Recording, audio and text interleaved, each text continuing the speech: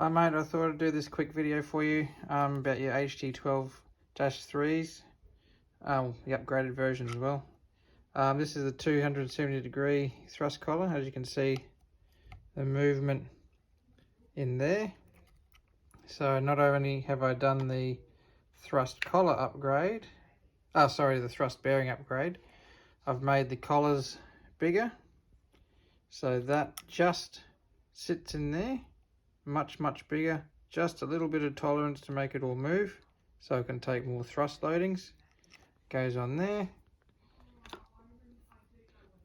360 degree thrust. As you can see, much bigger oiling galleries in there. Fits over there. Thrust collar upgrade, fits on that. Here's one, the oiling deflector I've already pre-assembled, so I'll show you that. So that's in like that. Show you how it all fits down in there like that, like a glove. Fits perfectly. Right there. Oh, anyway, you get the idea of the upgrade that it is, and I'll shoot through a video too with some photos of the rotating assembly all moving nice and free.